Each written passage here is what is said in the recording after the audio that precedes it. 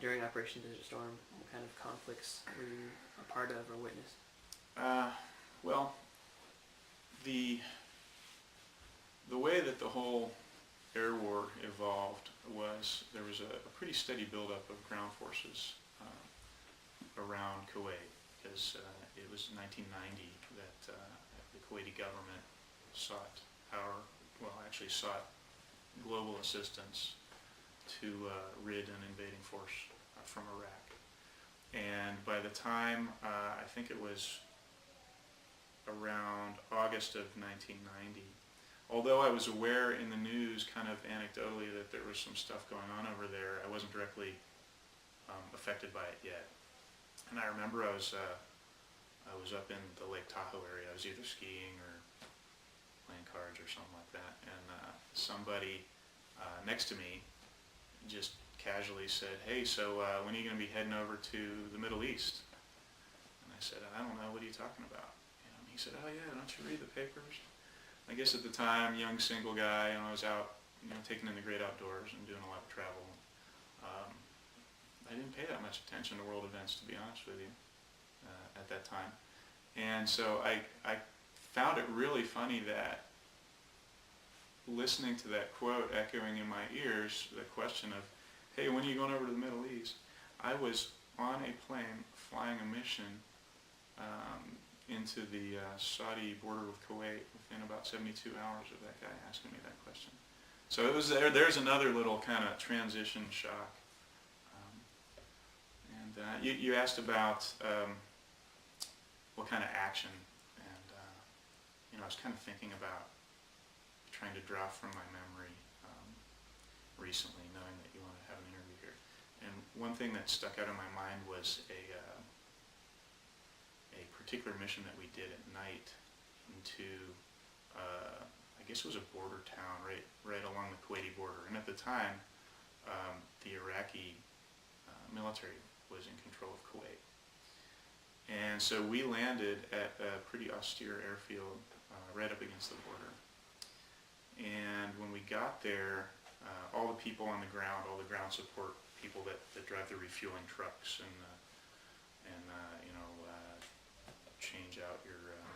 change out the water in your water tanks and perform minor maintenance on your plane. They all seemed really concerned, and we asked them what the deal was, and they said, "Well, we have pretty good intelligence that there's a Scud attack in progress, and they can't tell us for sure, where these missiles are coming from." I can explain real briefly. A Scud missile was a short-range missile that the Iraqis were known to use actually within their own country in the past at times, to sort of put down, I guess, internal actions. And they also were always used as a device to try and threaten neighboring nations. At the time, Saddam Hussein, the leader of Iraq, was known to have possessed and used chemical weapons in the past, again, on his own people, and had certainly threatened the use of those again on these Scud missiles. Now, the Scud missile was a fairly primitive device. It wasn't a high precision weapon at all by any stretch of the imagination, but it was a big, dumb rocket that could easily land in your backyard or right on top of you. Nobody would ever know for sure. This particular airfield, there were some U.S. air defense assets nearby.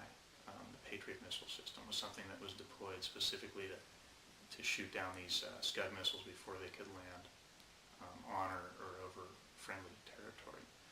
So we were on the ground waiting we were offloading our cargo, which oddly enough was fuel bladders. At the time, I actually didn't know what the fuel bladders were for.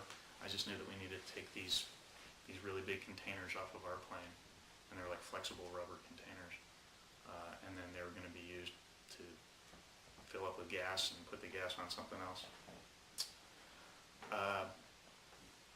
The folks on the ground support people were getting frantic because something was about to happen. All these alarms went off, and they explained to us that we needed to evacuate our plane and get into this big trench, this big bunker they had dug out of the ground. So apparently somebody had confirmed that there were incoming Scud missiles on our position, and we have no idea where they're going to land or what they might have on the tips of them. So as a precaution, as a directive, we had to put on chemical defense gear, which is like a big suit.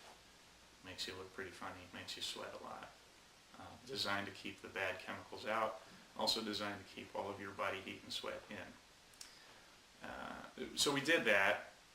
It was a cumbersome process. I could say that we were formally trained in it, but I could also say that it wasn't something that any of us seriously thought that we were going to need to wear to protect our lives in real life. Obviously that night it appeared that we did need to use those exactly for that.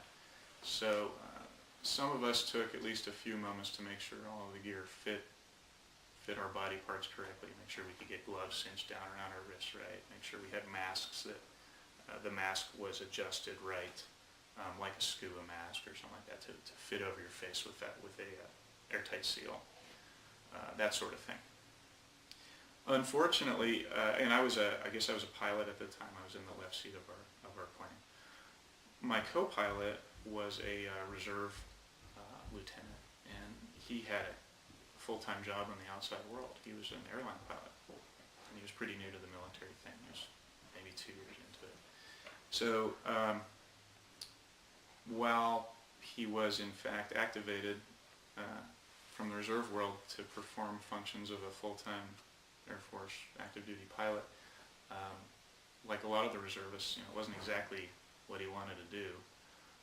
A little less motivated to do all the training and practice for apparently senseless things that aren't ever going to have to concern us. So he hadn't fitted any of his gear. So he had this loose-fitting kind of off-the-shelf gear that he put it on, but it was just flopping around.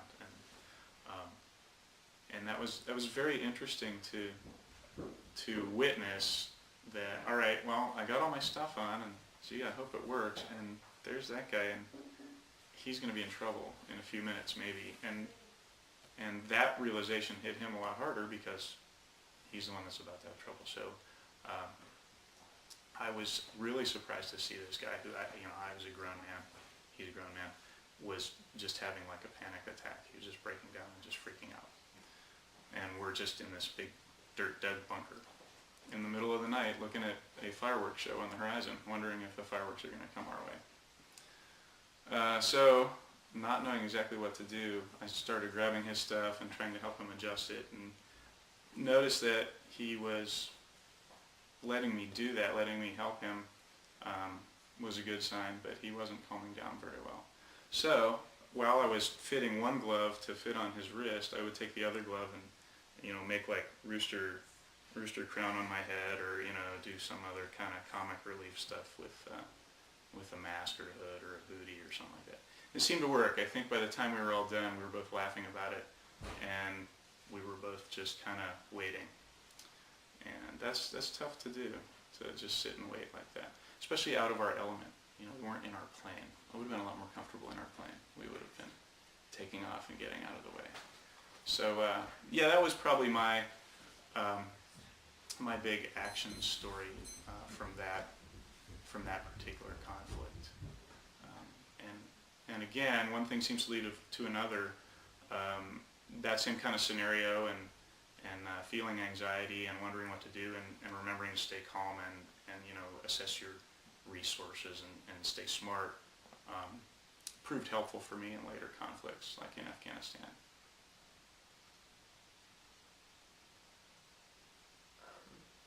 Great. Can you? What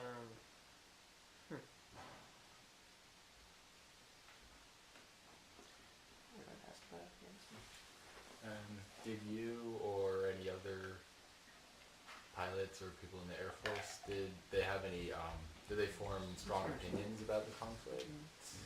I think that's a good question.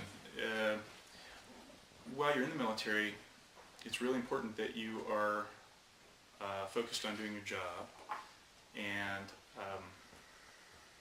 expected to do your job essentially without question, although there is a strong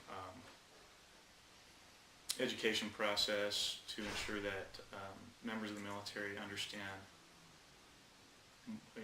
what morality entails, and when an order is lawful and when it's not lawful.